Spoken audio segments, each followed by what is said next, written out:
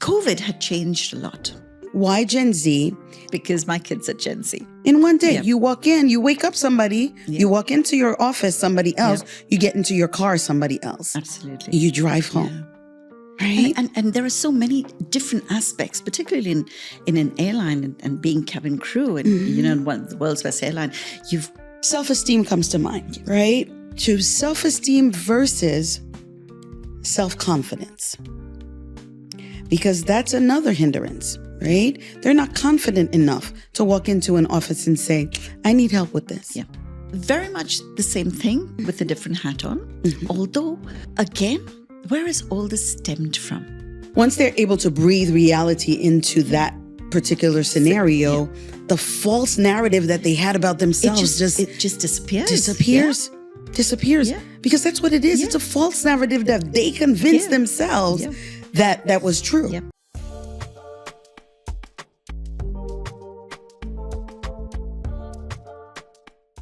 Good evening. Welcome to the Pivot Mode podcast, where we take real life conversations and we turn them into real life scenarios where we could share with the audiences on how to navigate certain aspects of life that we may not think of talking about on a daily basis, on regular conversations. I usually start the podcast with a quote that is relevant to the topic that is about to be spoken of. And today, the quote was special in two ways. One, it really targeted the topic that we're about to embark on, and it was written actually and said by the guest that we have tonight. So you're in for a treat for sure. So here we go. The gap between where you are and where you want to be may not be action. It might be your identity. So let that sink in a little bit and let those words navigate through your personal experiences with identity and your role and your position in life. And the topic today will resonate due to that. So without further ado, I would love to introduce our guest, a woman that we connected immediately the first time we spoke, to the point where it got a little bit emotional. We're women. This is what we do, right? We're moms. We are in the same field of honing into the younger generations and seeing how we can help them navigate through life. So her and I share that passion. Just to give a little bit of background, she is an American board NLP master coach, AB NLP certified trainer, certified master hypnotherapist, a PBCA career coach, ILM UK corporate trainer, and sprinkle with that is an MBA in HR. With over 3 decades of experience and just brilliance in the field of aviation with Emirates. So without further ado, I am honored and so pleased to welcome my friend, Judy Rebello, to the show. Welcome. Thank you so much. I hope I introduced you in the most grandiose way, because that was my intention. It was beyond. Thank you very much. Welcome. Yeah, and I'm so pleased, that we had a little friendship going before this, which is amazing. Just the connection. Yeah. And that's very important. It is, because it's going to definitely resonate in the conversations that we have tonight, and how we, how the outcome is going to be. We share a lot, as I started the podcast, that we share a lot in the passion that we have for the younger generation and how we want them to succeed and how we want them to prosper. Yes. And you are the perfect person for that, being in the HR industry alone is you were able to see so much Absolutely. through 3 decades of honing in and really investing in young people.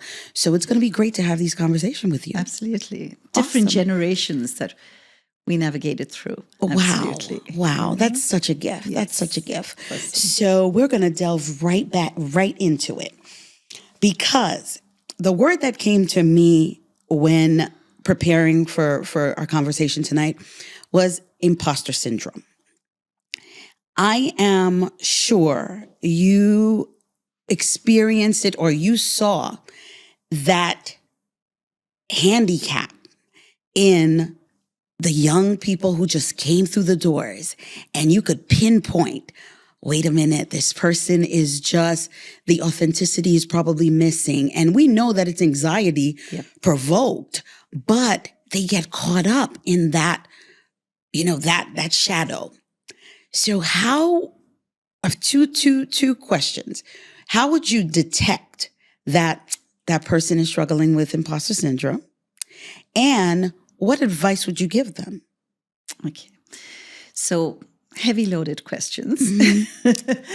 And, this takes me back to my time working with Emirates and managing, guiding, supporting these young people, Val.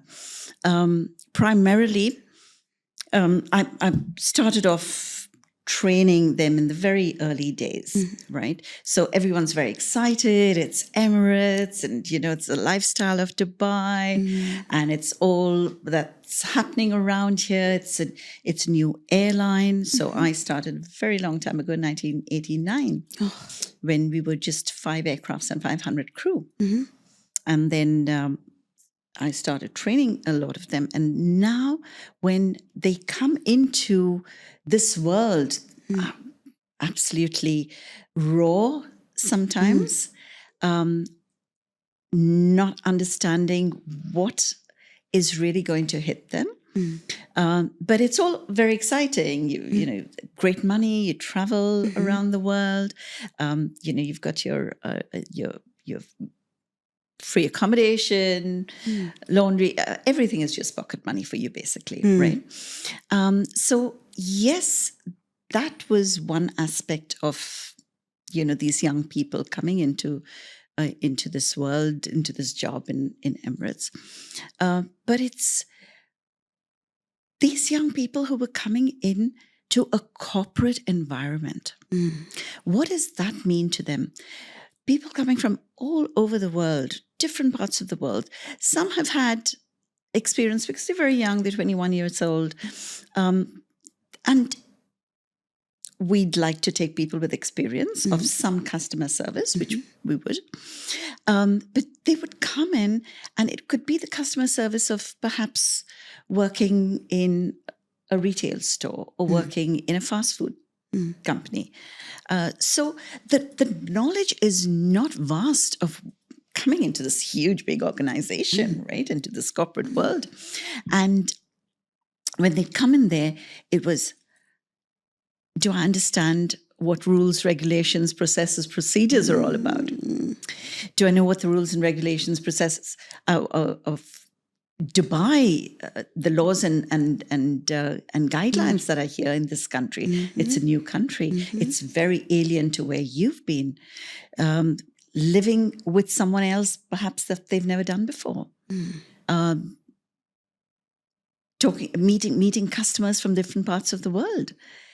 There's just so much that these young people had to navigate when you take this job, and it all looks great and very fancy from the outside, but come down to the nitty-gritties. And I have no doubt it was very, very difficult. So here was I, managing these people, and I had 800 crew under my care, 800 young people, right? So here they come in, and exactly as you've said, the imposter syndrome steps in. What is the imposter syndrome? You think you know it all. You think you have it all. You think there is it's just me and my needs and wants and my understanding of what corporate is all about. There is no training for these young people to come into this world. Even for us who were there, is to help them settle in was just as much as a shock for us, right? For us to manage these the generation that was coming in. So yes, you come and you think you know it all, but then reality hits you. You haven't followed a rule or procedure process that was meant to be done. You come in, you have that hard conversation with them. As much as I always drive about, you can have those hard conversations, but you can be fair and firm and kind with those. And that was an important part of helping these young people to navigate through this. But then getting back to the imposter syndrome of you thinking, should I fake it and just make it? Or am I doing the right thing? Is this who I am? Is this who I'm meant to be? Is this what is expected of me? So a lot of them would possibly put on this persona, right? And that's what happens with young people. It's always thinking about, what does that person expect me to be? So let me play to that stage, right? And authenticity is very important. It's just being yourself and being accepted for who you are. But that's not how the world is. That's not how most people take on the nuances of the world. Yeah, and not to cut you off, but it's so poignant what you said, because in that aspect, when they get into their car, now they have to come back to the person that they originally are. And I could only imagine how draining that can be on a daily basis to walk into the door and I'm going to continue to play this game. Yep. I'm going to continue to be the person that needs to show up for this job, being anxious to ask questions, being, anxiety driven, overwhelmed to admit that you don't know certain things so that you are not judged. And it's just so overwhelming for them. Hence why, and I shared this with my previous guest, that this generation has coined themselves the lonely generation. Yep. Because I could only imagine how lonely it is to have to go through these different realms of life in one day. In one day, you walk in, you wake up somebody, you walk into your office, somebody else, you get into your car, somebody else. Absolutely. You drive home. Right? And there are so many different aspects, particularly in an airline and being cabin crew and, in one of the world's best airline, you've got to have that persona. You've got to wear that face. You've got to wear that mask. And you're constantly wearing this mask day in and day out. And that becomes you. And they create that identity. Yeah. Right? And where does that identity come from? That identity has come from the past. It's come from your subconscious mind. It's come from what you've grown up with and believed from the age of 0 to 7, Val, when really you have been shaped at that time by your family, your friends, your parents, aunts and uncles, your schoolmates, your environment. All of this shapes you from the age of 0 to 7, when your subconscious mind has developed, and 95% of your subconscious or your mind is your subconscious. Wow. It's after 7 years old when your conscious mind kicks in, and that's left with 5%. So really, all your experiences, all your decisions, everything you do has been shaped, all your values, all been shaped from 0 to 7. And most people, most well, young or any of us at any stage, don't realize that we have been shaped by what has happened during that time. And our forefathers and generations, they say it's about 8 to 9 generations before that's in our DNA. So we carry those traumas with us. We carry those experiences with us. And now you're bringing all of this with you, baggage, as we say so, right? And you're coming into a new world expecting everyone to accept you as you've shaped yourself to be. Yeah. But it's all driven by this past that you've brought through with you. Yeah. And that's what's shaping each and every one of us. Yeah. And every thought that we bring with us. So in a day, we have 60 to 70 thoughts per day, right? And those thoughts are carried into the next day, and to the next day, and to the next day. It shapes us. It's repetitive until we find that we need to get out of this situation, be more authentic, be ourselves, and create a new identity for ourselves. And so when I've had these young people come through, the only way that this often changes is when you have that heart-to-heart, one-on-one conversation with them. And all those, it's like an onion, all the peels slowly come off, right? And then when that comes off, then the real juice is in there. Yeah. Oh, I actually see that image in my head. Yes. So I'll never look at an onion the same way. Thank you for that.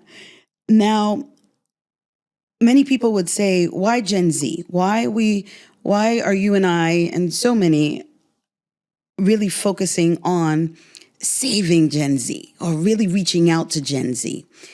What can you say you saw in the generations previous? Because 1980s and today, 2 different eras, right? So why Gen Z, and what difference do you think leaders of today can make in order to prevent this, lack of authenticity or loneliness or, imposter syndrome epidemic to, handicap this generation? Again, a lot of thoughts behind that. And later through, our conversation, I'll give the Gen Z a 1 minute or even less trick to help them through the imposter syndrome. Thank you for that. We'll talk about that later. Going back to some of the questions, why Gen Z? One of the, they're very close to my heart because my kids are Gen Z. We right? share that. Yes, we share that, right? So that's one of the driving force behind that. Second is that COVID had changed a lot. These young people were still in school. They were locked up in rooms. They were locked up in houses. They had to learn talking to a computer, right? They had to do their final exams, at the time when they would be seated in a classroom, in a hall, and amongst their peers. And here they're seated behind the desks doing their exams, navigating through Teams and AI and, all sorts of technology that perhaps they were using, but not to this extent, right? So that has been adopted and taken on by them, and now it becomes part of their life. Absolutely. That becomes part of the natural way of doing things. Being alone in that room, not having to talk to friends over Snapchat and other apps that they're using now, and not actually having that physical conversation and going out and being with friends and meeting people. This was like what, 4 years that, or 2.5 to 3 years when, but I would say, yeah, it went on for about 4 years. Really, we've just kind of come out of it completely. So that has been a driving force for us to now realize that these young people are now ready to go into the corporate world. Yeah. Are they ready for that corporate world? Are they ready to go into this world where they've got to act and be someone they aren't, or be who they are and expect the world around to accept that? Yeah. Is that okay? Perhaps yes, perhaps no. Is it also up to the generation who's already there? For us, they're Gen X, baby boomers, et cetera, who are there and who are bringing in these people. Are they ready for that? Are we as senior leadership teams ready to take this on for our young people and navigate them through this? So this is a lot. But when I think about it, and we've spoken about this, when you think about it now, you think, wow, there is someone who's giving them a pathway, who's saying that, you know what, it's all right to be yourself. It's okay to be how you are, and perhaps even say, these are my expectations. Where can I meet you halfway? What is it that I am doing right or wrong that you can help me navigate through my career? I'm very new to all this. This is my first job out of uni. I've done small jobs around, but this is my real job. And I want to be successful. Could you help me? Are they willing to ask those questions? Yeah. And sometimes not. But ask those questions. No, I agree 100%, because that's what's holding them back. Yeah. They don't, there's a big issue with trust as well, Yeah. right? So they do not trust the generations before them. So they're withholding that information and not sharing their anxiety and their, inability to do certain things, to produce certain things on the job.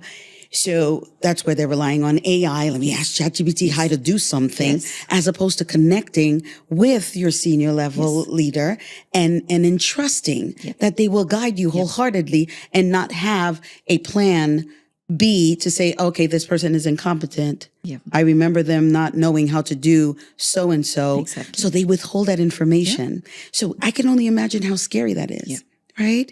So in spite of the kids being, well, they're not kids anymore, but in spite of them being in their early 20s, mid 20s, they're still young inside. They're still young at heart because they had so many gaps of development, right? That occurred between COVID, between, their teenage lives being shaken a little bit. So there was a gap that we refuse to acknowledge.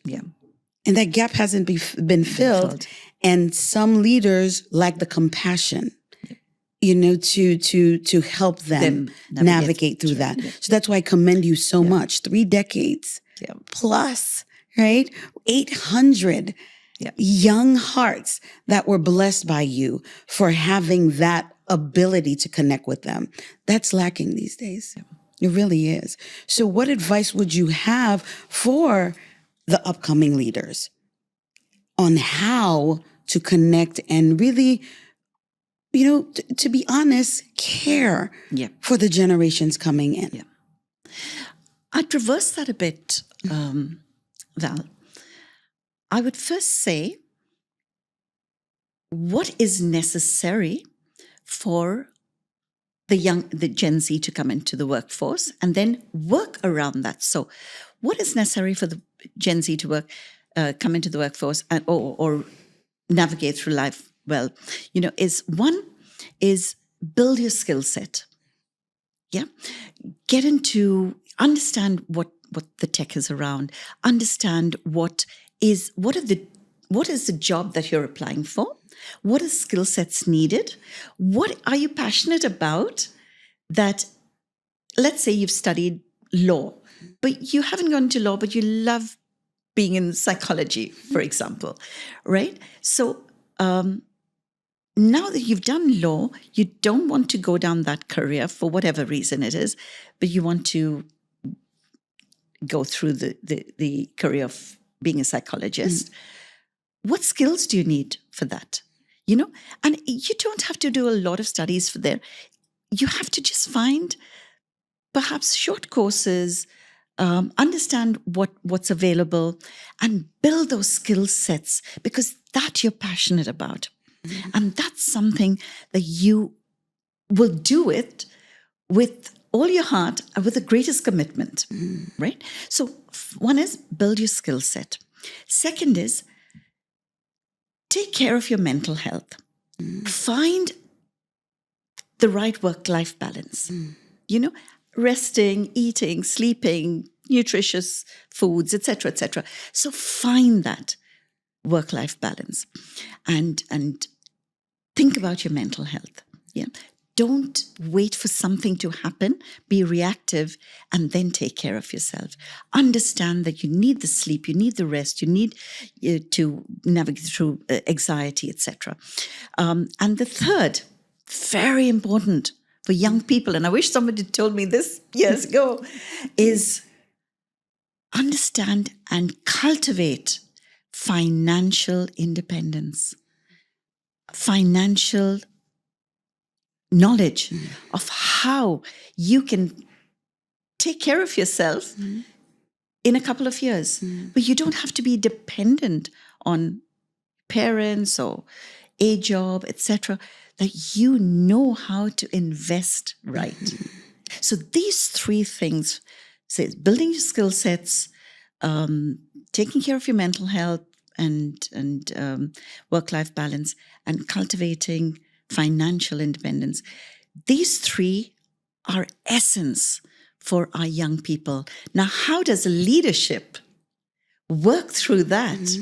Is a young person comes into a job, look at their skill set, put them in the right area, use their skill sets for perhaps something that isn't available in your department, in your organization, wherever it is. Yeah, use their skill sets, because it's amazing. These young people are so ultra smart, right? And they have great skill sets. And if there's something lacking, then find a buddy, find someone who's a mentor to help them through that, right? Second is mental health. Watch out for those signs. Oftentimes they will not tell you this. Have an area, have the facilities where they can release. You know, you've got a gaming area in the organization, or you've got a lounge somewhere, or you've got a foosball table, something to release their energy, where they also come in as a community, because they're alone, they're lonely, they like to be alone. They're the generation that are working on their phones and their laptops. Yeah. So bring the community together, even at work. Find that time, that 1 hour that you have, allow them that space there.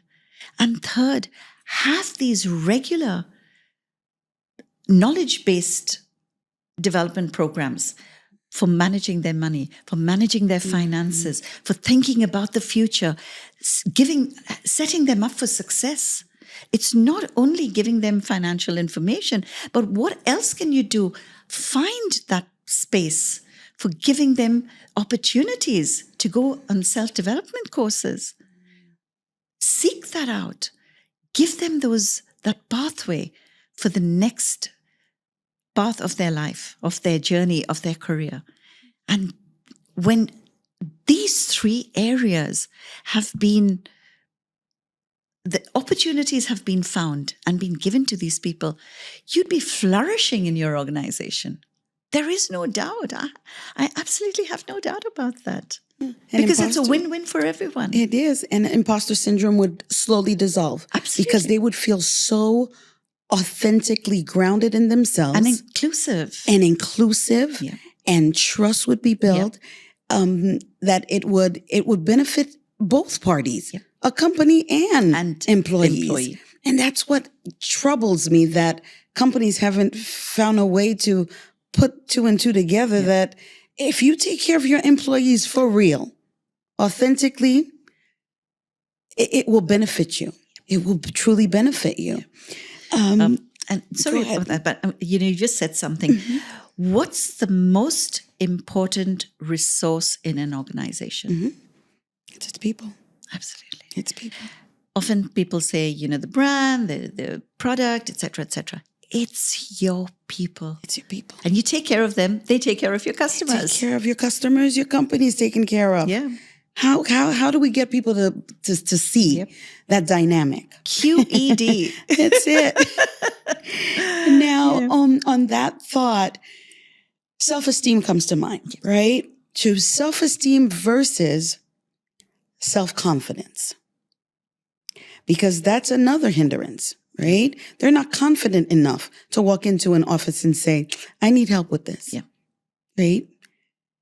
And so that's where your expertise will come in to kind of decipher between the two. Self-esteem versus self-confidence. Okay. So it's very much the same thing with a different hat on. Although, again, where is all this stemmed from? It stemmed from your subconscious. It stemmed from where someone has made you feel important, made you feel valued, made you feel that what you're doing and saying is okay. It's right. And I call this the 5 human clouds, right? So it's the negative thinking, negative emotions, limiting beliefs, inner conflict that we have. And these are all internal. And this creates bad behavior or bad habits that eventually present themselves in your life. So your thoughts, very important. Your thoughts create these emotions in you, the feelings of, what do I do, anxiety, etc. So you're thinking something, you've got these negative thoughts in your head, you're thinking about them, and you're going, oh my God, I was called stupid when I was little, right? A simple thing like, stop it, you don't know anything. So easy a sentence to say to a child or to anyone, but it's gone and lodged itself somewhere in the subconscious. Now what happens is you're coming into the big world of corporate. Someone's given you something. I'm not good enough. I cannot do this. What has driven you to think this way? Where is your confidence? And how do you feel about yourself, your self-esteem?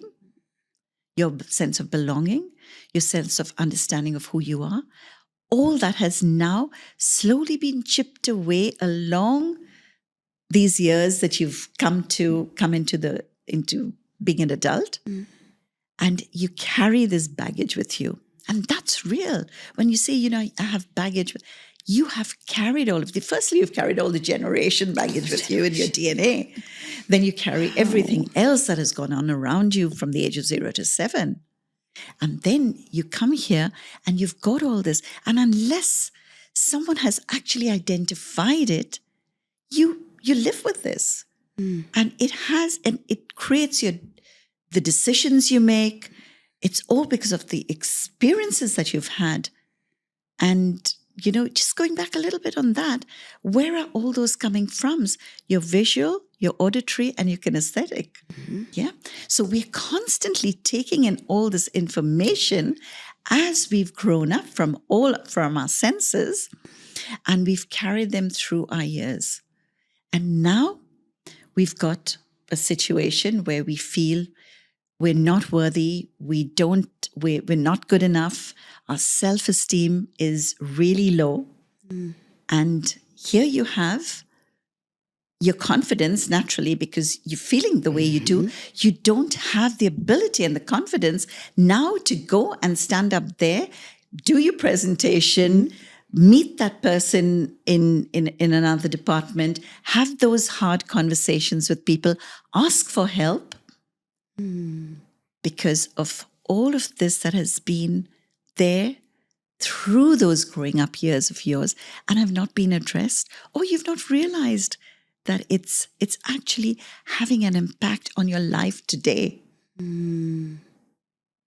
So going back to, I said I'd give you a little tip on, how they would love that. it, right? So let's say you're going for a meeting, and you've got to do a presentation. And as you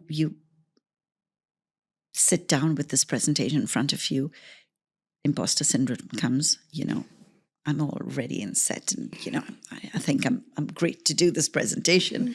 But as you look through, or you're going through the presentation in your head, you're going, oh my God, I don't think I'm good enough to do this. Is someone going to listen to me? Am I even worthy to be here to do this presentation? So all of this is going in your head, but you've put on this great big persona in front of you, right? So the first thing is when something like that happens, and I call it the NAB. So NAB yourself at this time. Okay, so that's the acronym for managing it. So now notice and name the emotion. Name the situation. Notice it. Be aware. Awareness is one of the most important aspects of success. If you're not aware of something, how do you change it? How do you get to the next level? What do you do to make a difference? So become aware, notice it, and name it, right? So that's your N.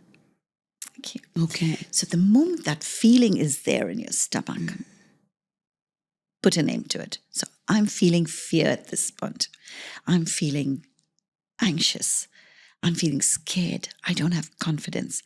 Name it, notice it, be aware of it. Second is ask. Ask yourself, is this authentic? Is this right? Do I really need to feel this way? Is it necessary? Is it worthy for me to feel this way? Or is it something that, where's this come from? Where's this feeling come from? Is it a limiting belief that is not necessary to even be there? And let me tell you, all limiting beliefs are lies. Question every belief. Ask yourself, is this real? Is this true? Is this necessary? No, and it's come from somewhere way down behind, way back from somewhere. So ask yourself that question. And then, now what do? You breathe truth into it, right? So the N and the ask and the breathe.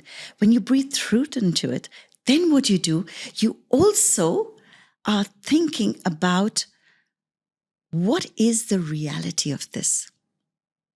And when your heart and your mind are coherent, then you actually attract the vibration, the Wi-Fi around you becomes stronger. And when we say we want something, we want to create that reality, what do? You elevate your emotions. So you have a very focused intention. Your intention at this time is to get through that presentation. So very focused intention and elevated emotion, as if once it's all over, wow, I'm going to get all this appreciation, the recognition, and I'm going to feel that feeling right inside of me. And when that happens, now you know that all of this that you thought of, the fear, the anxiety, was really nothing. It's so simple. And in 1 minute, you go through all of this, notice and name the emotion. Then you ask the question, is this real? Is this true? Do I need to worry about it? No, I don't. Third, then you just breathe truth into it and you go, you know what? This is me. I can do it. I am worthy. I am able to navigate through all of this. I'm at the next level of my career. I'm next level of what I want to be. And you've envisioned this and you create this intention that you have with an elevated emotion. The Wi-Fi now between your heart and your head is so coherent, and it's now giving you all the energy that you need to create this wonderful you that is going to be a change. And people are going to ask, where did you come from? What happened? What medication are you on? It was nothing. You just have to nab it. Wow. I love that. I am going to take that at 50 years old and run with it. Nab. Oh my goodness.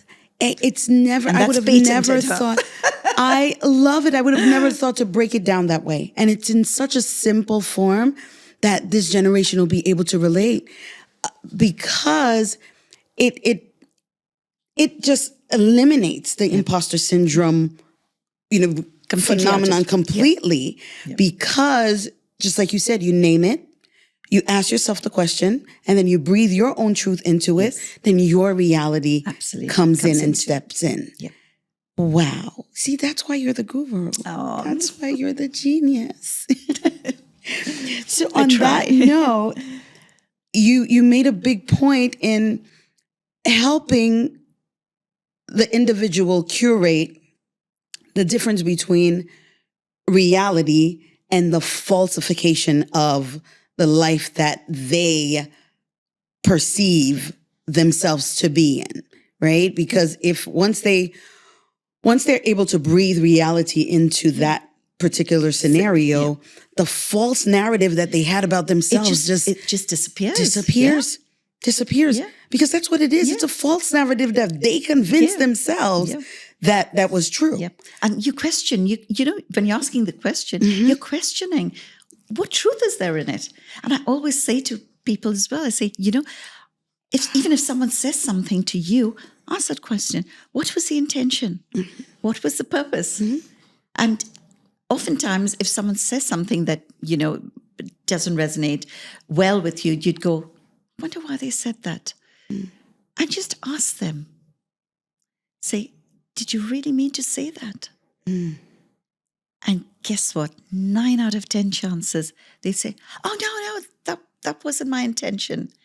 So there's no truth in it. And you don't carry that with you. Yeah. Because if you leave a thought for more than 90 seconds, it goes into your subconscious and it becomes your reality.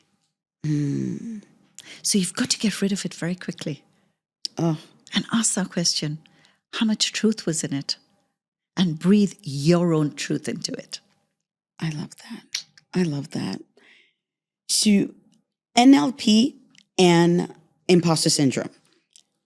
So small shifts, right, in language would cause big shifts in belief, is what I'm getting from you, right? So it's the way you speak truth into yourself. Absolutely. That will create your reality. And that's what the message that I want our conversation tonight to go into the world, right? Of how important it is to have those positive conversations with yourself in order for you to present yourself in the world that will have no choice but to follow suit. Because of the way you presented yourself. Absolutely. And, and NLP is so simple, but it's so powerful. I absolutely love NLP because it's the neuro. So it's the mind, your subconscious mind. So you're constantly navigating through your subconscious mind and understanding more and more about your subconscious mind and how powerful it is and how it can change your world around you. That's one. But it's speaking, communicating the right words in the right language. So L is the language that you speak to yourself. And as you rightly said, so words are magnet. What you say is so important, Val. It's unbelievable because when you're saying something, your subconscious mind is only thinking in the here and now, in the present. And it believes everything you say. So if you are saying something to yourself and expecting a different result, like Einstein said, you keep doing the same thing over and over again and expect a different result, it's a sign of madness. And that's what oftentimes we're saying the same thing. We're repeating the same sounds and words and scenarios and situations and life in front of us, and we're expecting a different result. When we're saying negative and we're talking different language and we're expecting different things to happen to us, it's not going to do that, because our words are magnet. Whatever you say is coming right back to create the reality for us. And what is the programming? The P is the programming. So the program is a behavior. So your thoughts create your emotions. The emotions are the behavior that will eventually create a reality.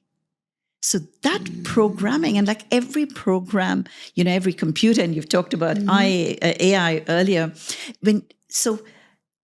Our life is a computer. Our brain is our subconscious, is that computer working.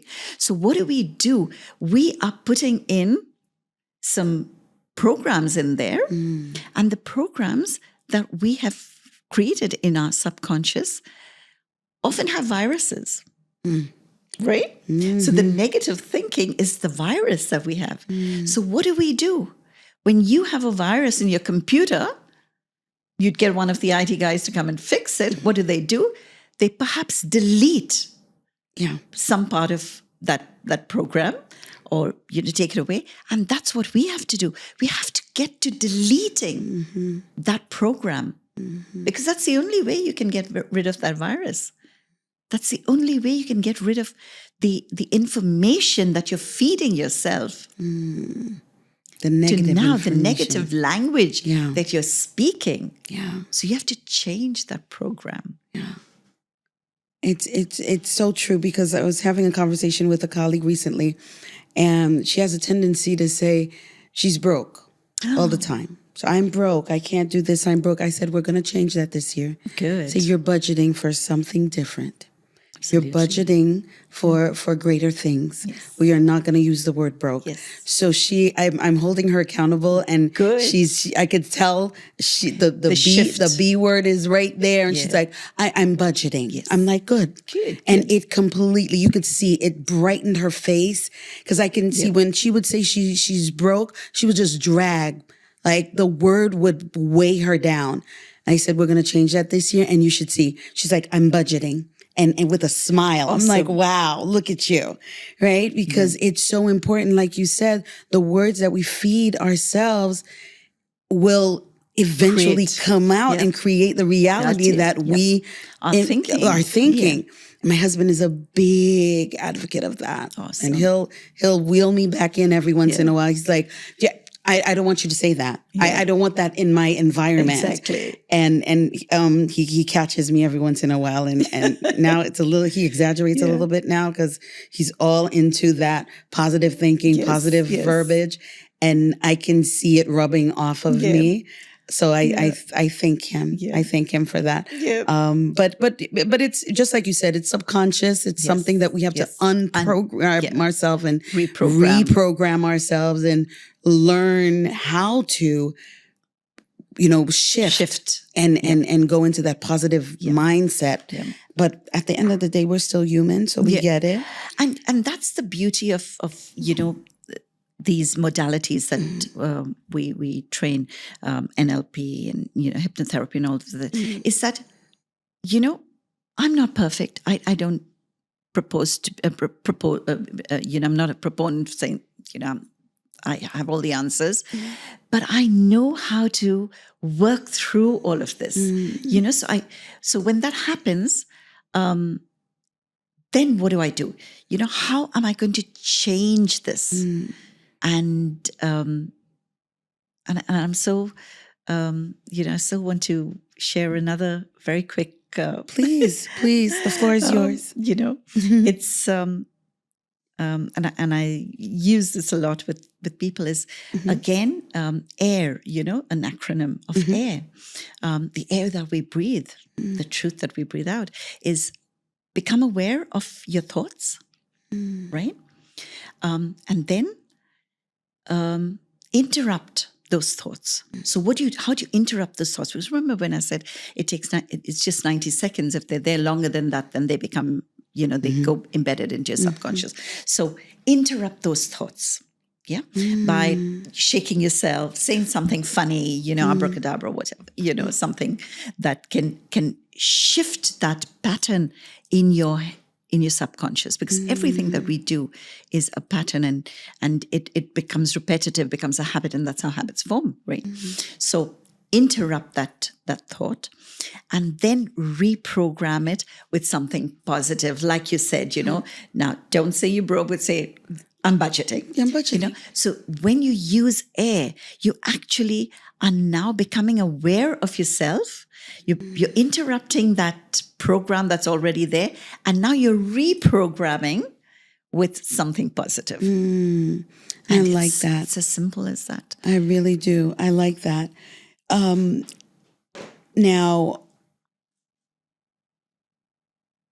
normalizing the learning curve, because that's another thing, right? Because they have no choice but to, once they get into that position, right? The negative thoughts come into their minds. They're having a hard time believing that they're adequate enough to have this presentation. Although they put all the work in, yes. They have the knowledge base. Yeah. They know the subject matter.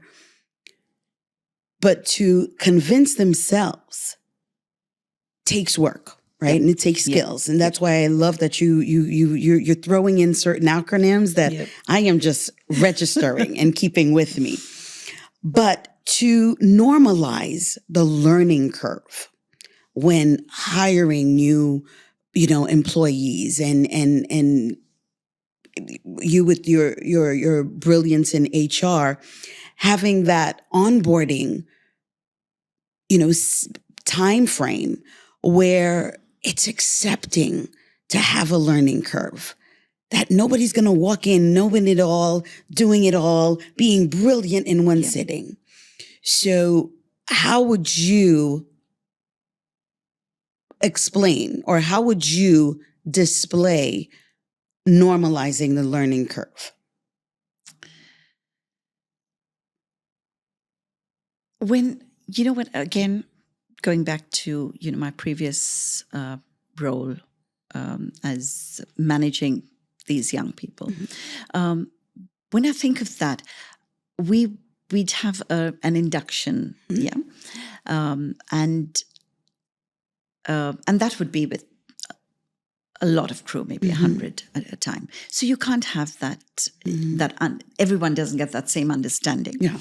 But again, I'm going back to saying the leadership. So those under me, what was very, very, very important to me, and it was the essence, is to have that one-on-one with people. Spend that time. If you don't have that opportunity, then have someone be a mentor. Because having someone in your corner is very important. Whether it's your family, your friends, your husband, your wife, your children, whoever it is, have that person in your corner. In an organization, find that person who perhaps you've got that relationship, the rapport built in. As an organization, definitely, particularly for the young people who come into organizations, have that regular check-in with them, that it's okay. It's okay to make a mistake.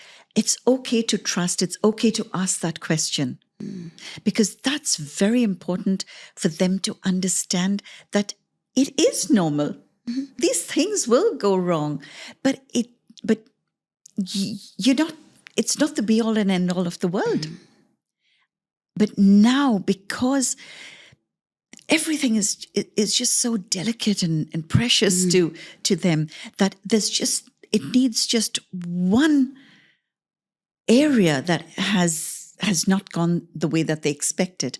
Resilience. Oh my gosh.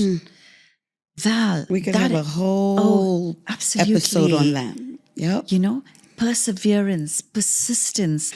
It will go wrong, but let's try again. Look at, Michael Jordan, the Oprah Winfrey's, Steve Jobs, Bill Gates, a lot of them. The story I love the most is KFC, Colonel Sanders. Yeah. He was 52, 60 something. Finished with the army, finds his grandmother's recipe, takes it to about 99 different people, and nobody wants. And look what KFC is today. Wow. Be open that there will be rejection. Things will not go the way they're meant to be, but you will get there. And a very important aspect here is also, it's okay to say you're sorry. It's okay to make mistakes. It's all right.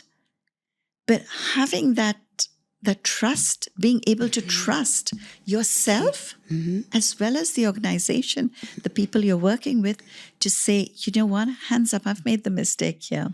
How do I do what's right? And that's the key. It's trust. They don't trust the leaders enough to open up authentically, to open up truthfully. So they keep all of that inside. So they're carrying a lot on the job.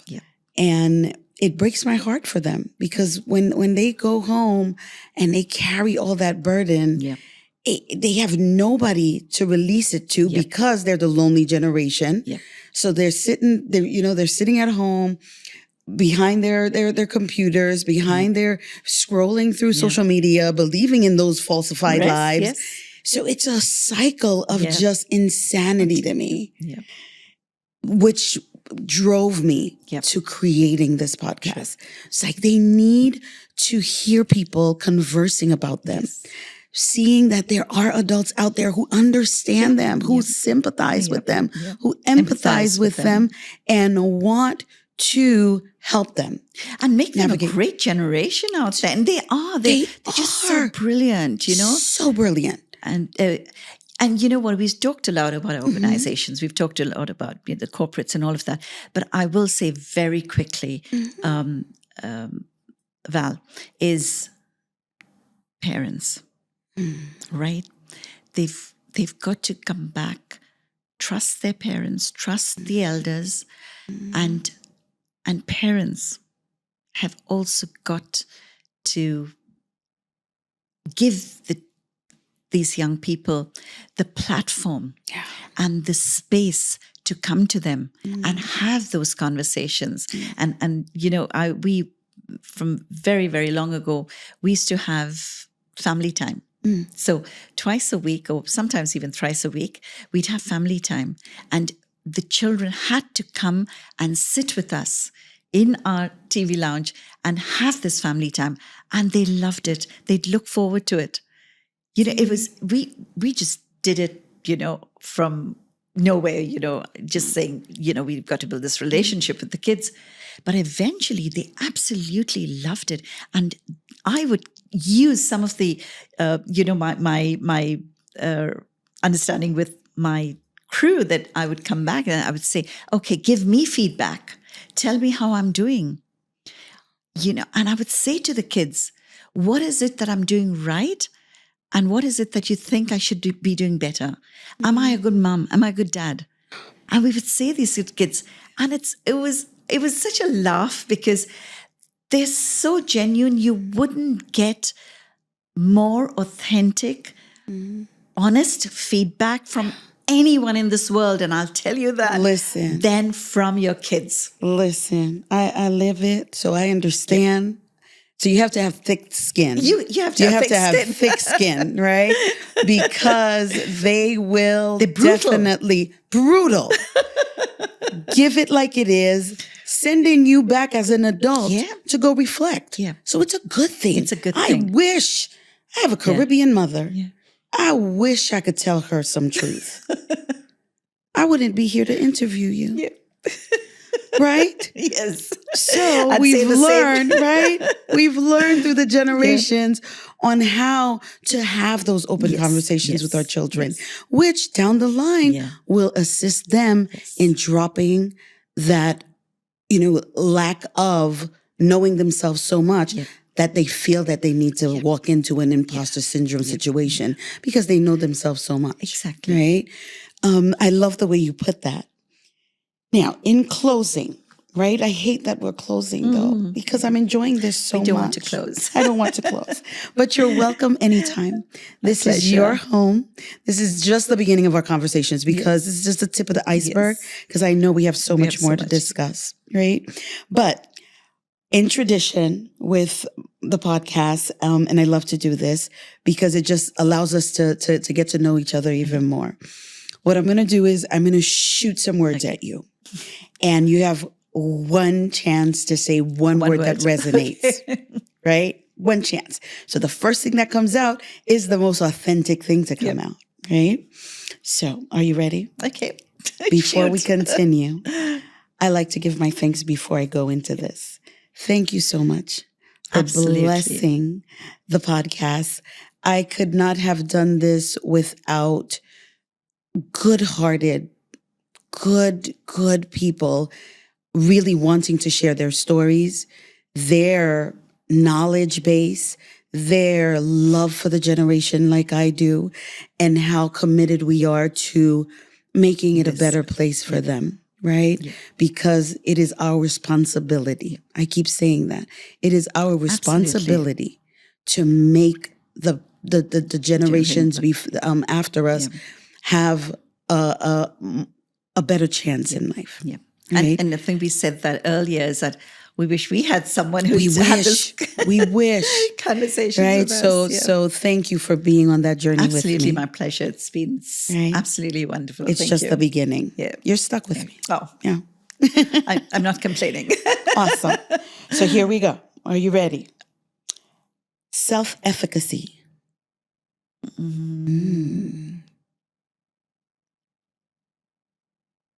Authenticity, I think. Authenticity, right? Yep. I love that. Yep. Validation.